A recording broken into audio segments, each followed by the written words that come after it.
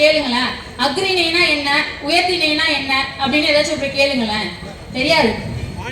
அண்ணா உங்க அண்ணா என்ன மாட்டுக்கிட்ட எல்லாம் பேசிட்டு இருக்காரு. சரிடா எருமா மாடே, ஆணிரைனா என்னன்னு சொல்லு அப்படின்னா எனக்கு ஆணிரைனா என்னன்னு தெரியாது. அவனுக்கு அவன் ஆணிரைனா என்ன கேட்டான்னு வச்சுக்கேன், என்ன இளநறையா பித்தநறையான்னு கேட்பான். அவ்வளவுதான், அந்த அளவுக்கு தான் அவனோட அறிவு.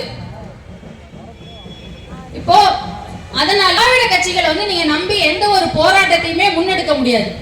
இந்த தேவேந்திர குல வேளாண்னு பார்க்கும்போது தமிழ் குடிகளை வந்து திணைகளா பிரிக்கும் போது குறிஞ்சி முல்லை மருதம் இதழ் பாலைன்னு பிரிக்கும் போது இந்த குறிஞ்சியில உள்ளவங்க எல்லாம் வந்து வேட்டையாடி பிழைக்கிறாங்க. ஒரு இடம் விட்டு இடம் மாறிட்டே இருக்கணும். முல்லையில இருக்கிறவங்க மேய்ச்சல் இதை வச்சு ஆணிரைகளை வச்சு அவங்க வந்து பிழைப்பு இருக்காங்க. முதல் தடவையா எந்த இடத்தை விட்டு நகராம காடுகளை திருத்தி விவசாயம் ஒண்ணு கொண்டு வந்தது. அதாவது நாகரிகம், சிவிலைசேஷன் அப்படிங்கறது வந்து கொண்டு வந்ததே இந்த வந்து வேளாளர் சமூகம் தான். இதை மறுக்கவே முடியாது. இந்த சிவிலைசேஷன் அப்படிங்கிறது வந்து மன்னராட்சியிலும் சரி, இந்த மக்களாட்சியிலும் சரி, இந்த அரச கட்டமைப்புல சிவிலைசேஷன்ங்கிறது மிக முக்கியமான ஒண்ணு. அதை வந்து அந்த நாகரிகம் வந்து இந்த மக்களை தவிர்த்துட்டு உங்களால வந்து கொடுக்கவே முடியாது. அந்த நியாயமான கோரிக்கையை வந்து ஏற்று நம்மள போராடிட்டு இருக்கோம். இதற்கு அரசு செவி சாய்க்கணும்.